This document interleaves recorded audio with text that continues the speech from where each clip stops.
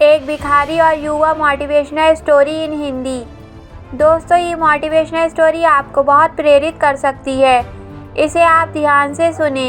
इसमें एक गूढ़ रहस्य छिपा हुआ है जिसे मैं आपको अंत में बताऊंगी। तो चलिए, आपका ज़्यादा समय ना लेते हुए मोटिवेशनल स्टोरी को शुरू करते हैं। एक युवा नौजवान लड़का था, लेकिन बेरोज़गार था।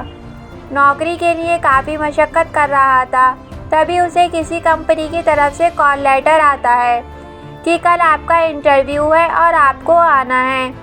अब वो लड़का थोड़ा परेशान हो गया, क्योंकि जिस जगह उसको इंटरव्यू के लिए जाना था वो जगह उसके घर से तकरीबन 50 से 60 किलोमीटर दूर थी और वो एक बेहद गरीब परिवार से था, इसलिए उसके पास जाने के लिए भी पैसे नहीं थे।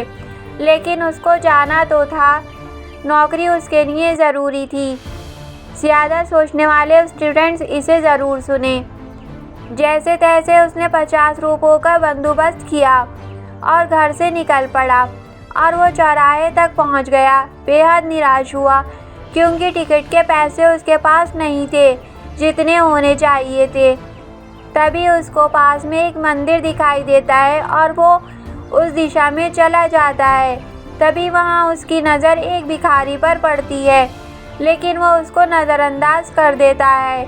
कुछ तो लोग कहेंगे, मगर भिखारी उसको परेशान देखकर पूछ ही लेता है कि आपको शायद कोई परेशानी है, मैं आपकी क्या मदद कर सकता हूँ।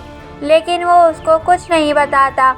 सोचता है कि ये भिखारी खुद मांग कर खा रहा है, ये मेरी क्या मदद कर पाएगा। लेकिन भिखारी बुजुर्ग था, तो उसके 2 या 3 बार पूछने पर लड़का मजबूर हो गया ये बताने के लिए कि उसको समस्या क्या है।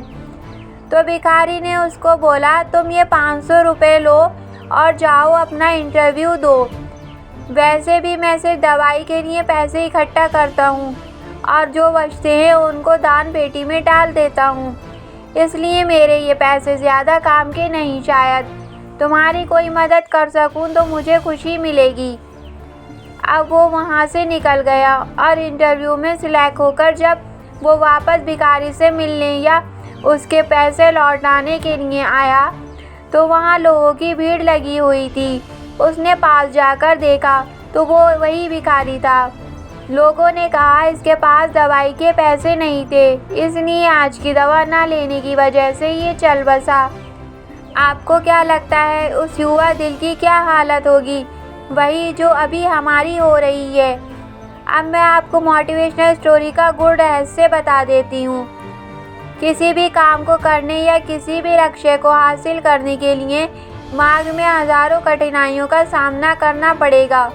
अगर ये सोचकर हम आगे ही ना बढ़ें तो, और हो सकता है रास्ते में कोई हो जो हमारी मदद के लिए बैठा हो। ईश्वर तो किसी भी रूप में हो सकता है। मोटिवेशनल स्टोरी सार यही है कि आगे बढ़ते रहो, लेकिन रुको मत यार। अगर आप रुक गए तो फिर संभावनाओं का अंत हो जाएगा। जब संभावना नहीं होती तो आप ही बताइए क्या होगा। आपको ये कहानी कैसे लगी कमेंट के माध्यम से हमें बताएं। मोटिवेशनल स्टोरी को सुनने के लिए और अपना कीमती वक्त देने के लिए आपका दिल से शुक्रिया।